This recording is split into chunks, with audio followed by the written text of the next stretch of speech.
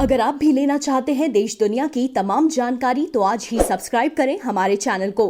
साथ ही नीचे दिए बेल आइकन को जरूर दबाएं ताकि हर अपडेट आप तक पहुंच सके।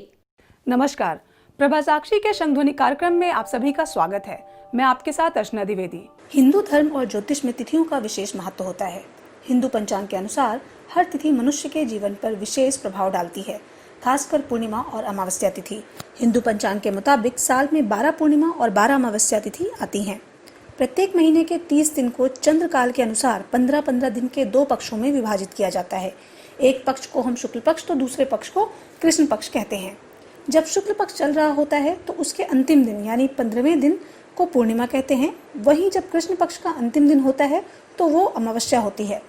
आज के इस वीडियो में हम सिर्फ पूर्णिमा तिथि के बारे में विस्तार से चर्चा करेंगे। वर्ष की 12 पूर्णिमाओं में कार्तिक पूर्णिमा, माघ पूर्णिमा, शरद पूर्णिमा, गुरु पूर्णिमा, बुध पूर्णिमा आदि मुख्य पूर्णिमा मानी गई हैं। पूर्णिमा वाले दिन चांद अपने पूरे आकार में होता है, यानी जिस दिन आकाश में चंद्रमा अपने पूरे आकार में दिखाई देता है उस दिन पूर्णिमा होती है। पूर्णिमा प्रत्येक महीने में एक बार आती है। धर्म ग्रंथों में पूर्णिमा को विशेष लाभकारी और पुण्यदायी माना गया है। हिंदू धर्म में पूर्णिमा के दिन दान, स्नान और व्रत रखने की परंपरा होती है। आइए अब जानते हैं पूर्णिमा का ज्योतिषीय महत्व। ज्योतिष शास्त्र में पूर्णिमा का विशेष महत्व होता है। ज्योतिष में चंद्रमा को मन का कारक माना गया है।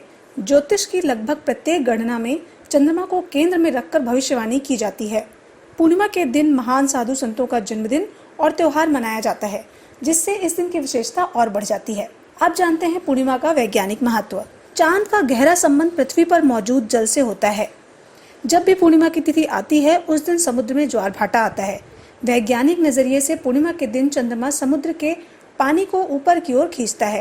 पूर्णिमा के दिन जल की गति और गुण बदल जाने के कारण इसका प्रभाव मनुष्यों के शरीर पर भी पड़ता है, क्योंकि मनुष्यों के शरीर में लगभग 80 से 85% पानी ही होता है। वैज्ञानिक मत के अनुसार पूर्णिमा के प्रभाव से मनुष्यों के रक्त में न्यूरॉन कण अधिक क्रियाशील हो जाते हैं, जिसके कारण इस दिन मनुष्य के स्वभाव में परिवर्तन आ जाता है। पूर्णिमा की रात को मनुष्य का मन ज्यादा बेचैन रहता है और नींद कम आती है। साथ ही इंसान ज्यादा उत्तेजित या भावुक भी महसूस करता है। इस दिन जिन व्यक्तियों का दिमाग कमजोर होता है उनका मन अत्यधिक विचलित हो जाता है। एक बार नहीं, प्रत्येक पूर्णिमा को ऐसा होता रहता है और व्यक्ति का भविष्य भी उसी अनुसार बनता और बिगड़ता रहता है। जिन्हें मंदाग्नि रोग होता है या जिनके पेट में चय उपचय की क्रिया शिथिल होती है, तब अक्सर सुनने में आता है कि ऐसा व्यक्ति भोजन करने के बाद नशा जैसा महसूस करता है और नशे में न्यूरॉन सेल्स शिथिल हो जाते हैं, जिससे दिमाग का नियंत्रण शरीर पर कम, भावनाओं पर ज्यादा केंद्रित हो जाता है। ऐसे व्यक्तियों पर चंद्रमा का प्रभाव गलत दिशा लेने लगता है। इस कारण पूर्णिमा व्रत का पालन करने की सलाह दी जाती है। आइए जानते हैं पूर्णिमा के दिन कौन से कार्य नहीं करने चाहिए। इस दिन किसी भी प्रकार की तामसिक वस्तुओं का सेवन नहीं करना चाहिए। इस दिन शराब आदि नशे से भी दूर रहना चाहिए। इसके शरीर पर ही नहीं, आपके भविष्य पर भी दुष्परिणाम हो सकते हैं। जानकार लोग तो ये कहते हैं कि 14 पूर्णिमा और प्रतिपदा उक्त 3 दिन पवित्र बने रहने में ही भलाई होती है। अब जानते हैं पूर्णिमा के दिन क्या क्या करना चाहिए। पूर्णिमा के दिन माँ लक्ष्मी जी के चित्र पर 11 कौड़ियाँ चढ़ाकर उन पर हल्दी से तिलक लगाएं। अगले दिन सुबह इन कौड़ियों को लाल कपड़े में बांधकर अपनी तिजोरी में रख लें। इस उपाय से घर में धन की कोई कमी नहीं होती है। जिस भी व्यक्ति को जीवन में धन संबंधी समस्याओं का सामना करना पड़ रहा है, उन्हें पूर्णिमा के दिन चंद्रोदय के समय चंद्रमा को कच्चे दूध में चीनी और चावल मिलाकर ओम ऐं क्लीं सोमाय नमः मंत्र का जप करते हुए अर्घ देना चाहिए।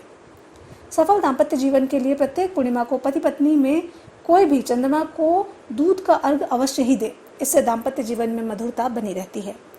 पूर्णिमा के दिन घिसे हुए सफेद चंदन में केसर मिलाकर भगवान शंकर को अर्पित करने से घर से कलह और अशांति दूर होती है। हर पूर्णिमा पर सुबह के समय हल्दी में थोड़ा पानी डालकर उससे घर के मुख्य दरवाजे या प्रवेश द्वार के सामने ओम बनाएं। उम्मीद है आपको जानकारी पसंद आई होगी। अगले सप्ताह फिर से मुलाकात होगी। तब तक के लिए धन्यवाद।